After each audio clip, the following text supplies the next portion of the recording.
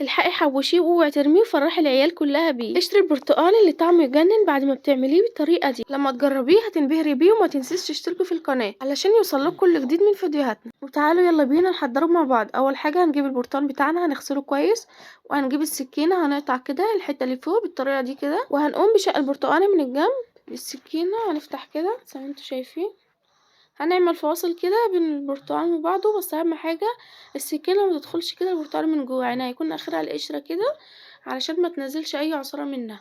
وهنقوم بتقشير البرتقال بالطريقه دي كده وهيتقشر معانا بكل سهوله. وهنعمل كميه البرتقال اللي معانا كلها بالطريقه دي كده علشان احنا بنكون محتاجين القشر ده، ولازم يكون بالشكل ده كده. ولازم تقشري البرتقال زي ما انا قشرتها كده علشان تديك الشكل الجميل اللي حضراتكم شفتوه في الاول ده كده.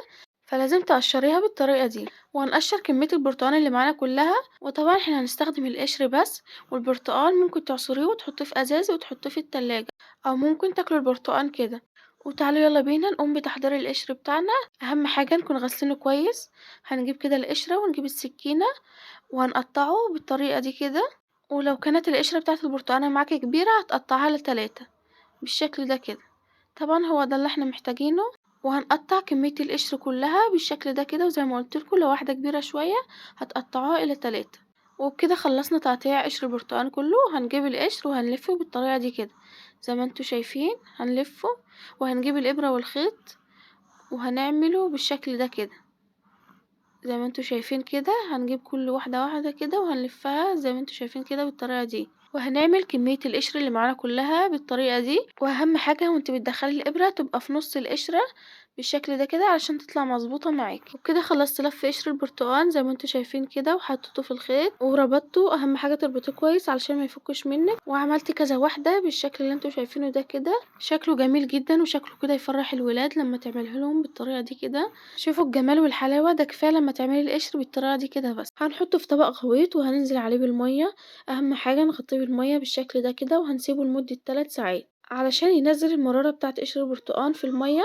وهنجيب حلة وهناخد كده القشر بتاع البرتقال وهننزله في الحلة. وطبعا المية اللي نقعنا فيها قشر البرتقال دي هنرميها وهننزل على القشر بمية جديدة من الحنفية. وهناخد الحلة بتاعتنا وهنحطها على البوتاجاز وهنسيبها لغاية لما تغلي معانا. وهنسيبها على النار تغلي لمدة 10 دقايق طبعا بعد الغليان. وخلوا بالكم بالكلام اللي انا هقوله ده دلوقتي. طبعا انا بكرر العملية دي 4 مرات علشان لو في اي مرارة في قشر برتقال تروح منها. يعني زي ما انتوا شايفين كده انا سبته لمدة 10 دقايق وهشيله من الحلة. وهشيل كمية القشر كلها من الحلة كده. والمية بتاعت السلق دي طبعا احنا هنرميها. ونكرر عملية سلق قشر البرتقال دي 4 مرات. يعني كل مرة هتسلقوا القشر البرتقال لمدة 10 دقايق وترمي المية وتحطوا مية جديدة وتكرري العملية زي ما قلتلك 4 مرات علشان المرارة اللي في قشر البرتقال تروح منها تمام. وهنجيب طاسة على النار او حلة هنحط فيها 1.5 كوباية من السكر وكوباية من المية. وهنقلبها كده وهنسيبها لغاية لما تغلي معانا. وهنجيب قشر البرتقال وهننزل كده بيه وهنسيبه لغاية لما يغلي. وهننزل بعود قرفة. طبعا لو مش عندك قرفة ممكن تحطي قرنفل وكيس من الفانيليا. طبعا لو مش عندك برضو قرفة ممكن تحطي فانيليا بس. وهنسيبه على النار لمدة ربع ساعة لغاية لما تحسي كده ان الشربات بتاعك تقل زي ما انتوا شايفينه كده. يعني بيكون عامل زي العسل كده، يعني كأنك بتعملي مربى بالظبط. وبكده قشر البرتقال بقى جاهز معانا. هنسيبه لغاية لما يبرد معانا تماما وهنشيله بالخيط بالشكل اللي حضراتكم شايفينه ده كده. وكمان هيتشال معانا بكل سهولة وهيحتفظ باللفة بتاعته زي ما انتوا شايفين كده. يعني عمره ما هيفك منك تاني.